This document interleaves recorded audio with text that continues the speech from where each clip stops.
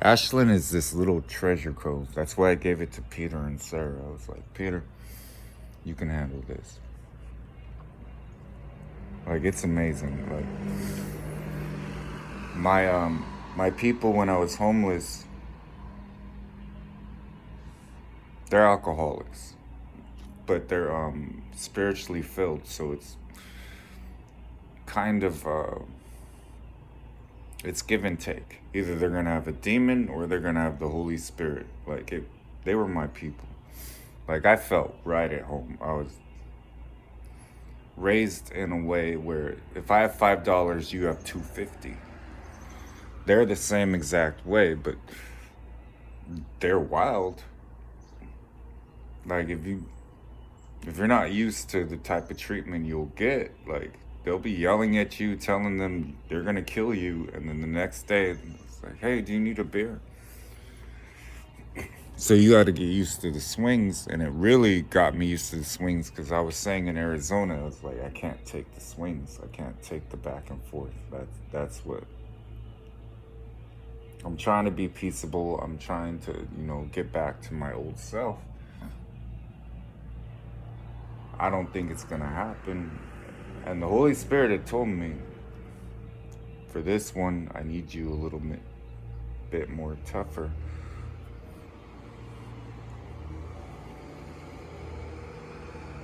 And the amazing thing is,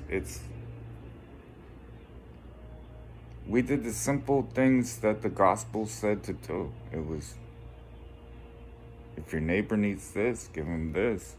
Because we also knew that when I need it, he's going to give it back to me. He'll be there and he'll give it to me because I gave it to him. It's simple economics. In the streets, like each person either were picking up cans and the pandemic hits, right? So it's just us out there. Everybody else is keeping 6 feet distance and all that. We're drunk, man. That shit is not coming into us. When it's a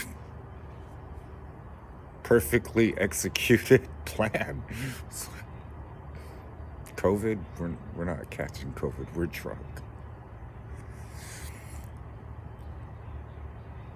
Everybody sits there, these lofty, lethargic, scientific explanations, and it's just simple.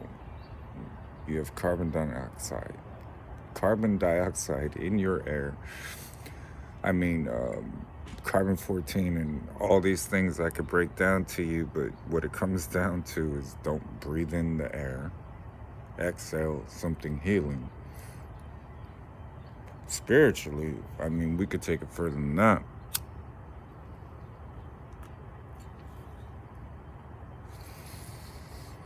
So I'm walking around Ashland one time. It was wild. Because I come out, they used to kick us out at 7. Because I'm in a shelter. First time, it's not Salvation Army. It's not Gospel Rescue Mission.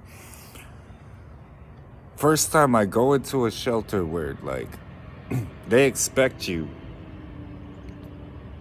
to be drunk or something like that. They don't care. They're just providing you a roof so you don't freeze. Because I was in a tent when it was freezing. I can tell you that pain. I'm sitting there trying to rescue someone. Demon comes into this. That one was, she used to be a Sunday school teacher. She looks me straight in the eye, looks at the bottom of the tent, and starts slicing it. Now, you really just did that. So the cold air is coming in. Oh my gosh, how cold it was. Seriously, it was like the Titanic going into the Arctic waters.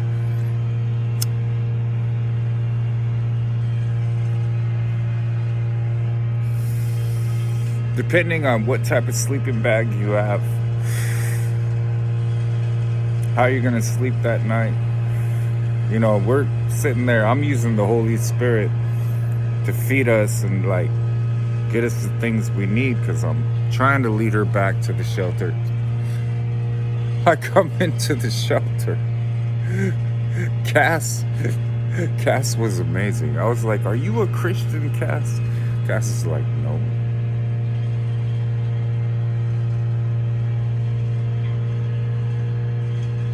I was so confused. I was like, "So the Christians, they're not really biblically Christians, but you guys act like Christians." Well, guess what? Maybe you're a Christian even though you don't want to be. I've sat in so many parks where I sat there. You just brought me a sandwich. In one case, it was me and John. I was saying, "John, would you stop bitching for a second? I just got you out of LA. Yes, you're in Arizona. Yes, I'm going to send you back. Would you just stop bitching for a moment? I'm doing this for you, not to you." Peter's just laughing because Peter's like, "John's like a child. Like, you have to babysit him. I've been babysitting him for years, so now it's your turn." And I'm sitting there like, "John, you are a child. Like, you really need to rear yourself in for a little bit. Like, have some dignity, boy." And John's like, "People like me. Girls like me. Guys like me. I'm doing all right, Lord." "You're not doing all right."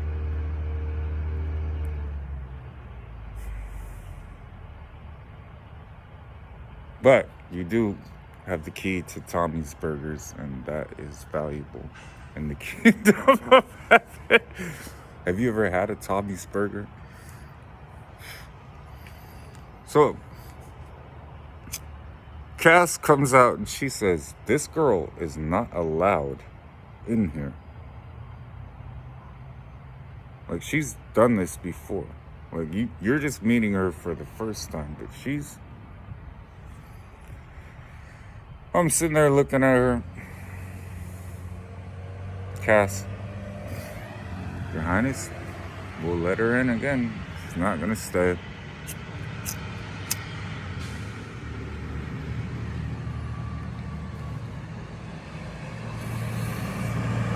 Everybody else knows her. "Lord, you're new to Ashley. Like, these are your people, but you don't understand how this. We have experience in this." And that's what I'm trying to tell Christians. You look at it from the outside, but you don't understand because you don't have the experience. You don't know what we know. You don't know that we know demons.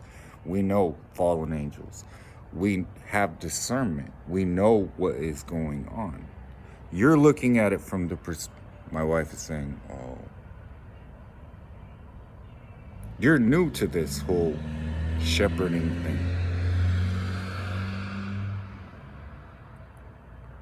Because you've been stuck in a building and you haven't actually, like, done it. We're veterans. We've been attacked. We know what's going on. Your eyes barely opened 3 days ago compared to us. We're here to be your leaders. Do that one next. All right. To teach you how to find life. We're here for you. Our life means nothing to us. That's not our mentality. So in Ashland, if I sat down with people, I got these 2 beers. All right, well, I got these 2 beers. Let's do a sidewalk slam. Everybody in my camp is just like, "Okay, yeah. Pour it into a cup." Everybody pour it into a cup. Pass it around. Nobody's thinking about, what if I don't get enough? You could sit there by yourself with your 2 beers Or you can come together with 7 different people that have 2 beers and everybody pours into the same cup. I guarantee you will have enough. And that's what made sense to me. The church never made sense to me because it was everybody for themselves. And that's not what I taught. That's how you don't get fellowship. They're doing the exact opposite of what I taught. So that tells me there's an influence there. Leave it at that. Now I watched her fall from You Say, which was 3.5 years ago, the song that we would all gather around and sing. Sent her into Hollywood. Watched her on American Idol.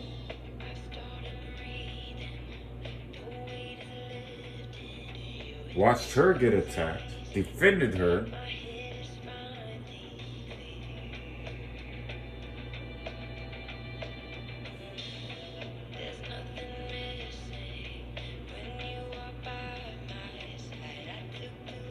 You always come back. So instead of, hey, you're gonna come back, how about you just stay? How about we try that? That would be different, right? Give me a chance. I'm pretty sure it will be different.